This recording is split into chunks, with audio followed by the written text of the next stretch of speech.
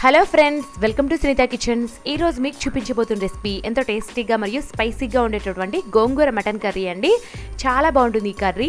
దీన్ని మనం చపాతీలోకి లేదా బగారా రైస్లో కానీ లేదా నార్మల్ రైస్తో కానీ దేంట్లోకైనా తీసుకోవచ్చు అండి. చాలా బాగుంటుంది. ఇప్పుడు సింపుల్ మెథడ్లో ఈ కర్రీ తయారీ విధానాన్ని మరియు కావలసిన ఇంగ్రీడియంట్స్ ఏంటో చూసేద్దామా.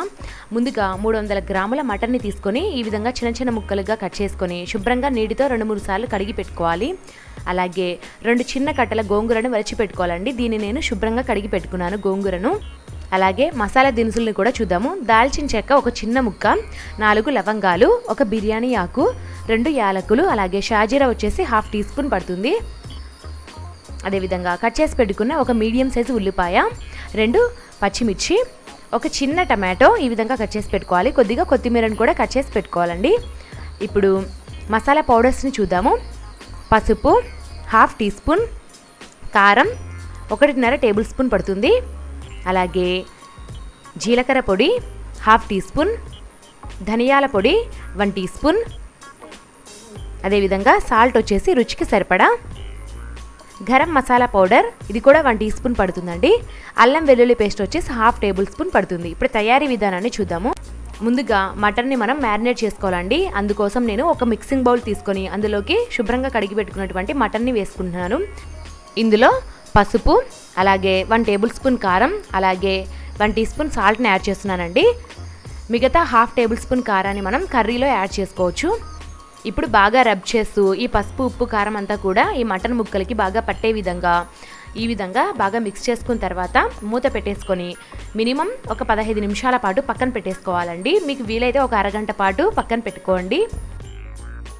ఒక 15 నిమిషాల తర్వాత నేను స్టవ్ మీద ఒక కడాయి పెట్టుకొని అందులో 2 టేబుల్ స్పూన్ల ఆయిల్ని వేసి మీడియం ఫ్లేమ్లో హీట్ చేసుకుంటున్నాను.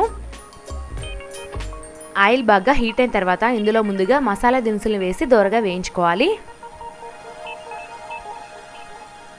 ఈ మసాలా దినుసులు కొద్దిగా వేగిన తర్వాత ఇందులో కట్ చేసి పెట్టుకున్నటువంటి పచ్చిమిర్చి అలాగే ఉల్లిపాయ ముక్కల్ని కూడా వేసి వేయించుకోవాలి. 2 నిమిషాల పాటు ఉల్లిపాయ ముక్కల్ని మీడియం ఫ్లేమ్లో పెట్టుకొని దోరగా వేయించుకుందాము.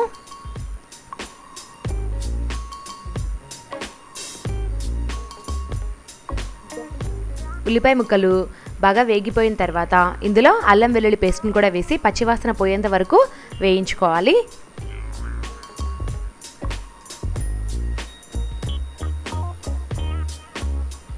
పచ్చివాసన పోయి ఈ ఉల్లిపాయ ముక్కలు కూడా గోల్డెన్ బ్రౌన్ కలర్లోకి వచ్చిన తర్వాత ఇందులోకి ముందుగా మ్యారినేట్ చేసి పెట్టుకున్నటువంటి మటన్ పీసెస్ని వేసుకోవాలి. ఇప్పుడు బాగా మిక్స్ చేసుకుందాము.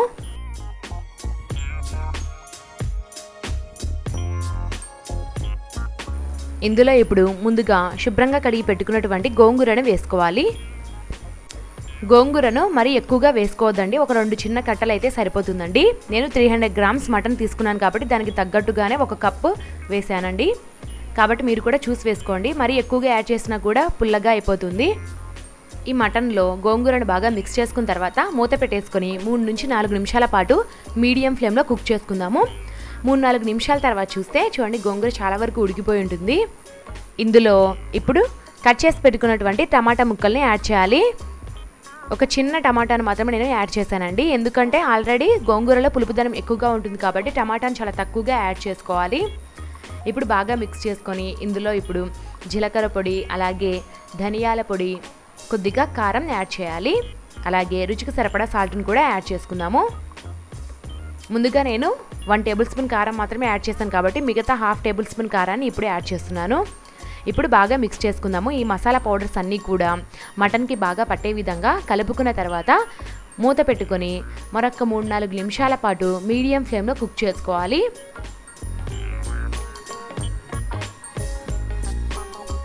మరొక 4 నిమిషాల తర్వాత మూత తెరిచి చూస్తే చూడండి ఆయిల్ అంతా కూడా పైకి తేలి ఉంటుంది.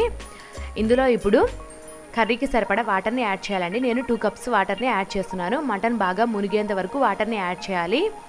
అలాగే ఇందులో కొద్దిగా కొత్తిమీర కూడా చల్లుకొని బాగా మిక్స్ చేసుకొని మూత పెట్టేసుకొని మినిమం ఒక 15 నుంచి 20 నిమిషాల పాటు కుక్ చేసుకోవాలండి. లో ఫ్లేమ్లో కుక్ చేసుకుంటేనే ఈ మటన్ మనకి బాగా ఉడుకుతుంది. 20 నిమిషాల పాటు లో ఫ్లేమ్లో కుక్ చేసుకున్న తర్వాత మూత తెరిచి చూస్తే మటన్ చాలా బాగా ఉడికిపోయింది.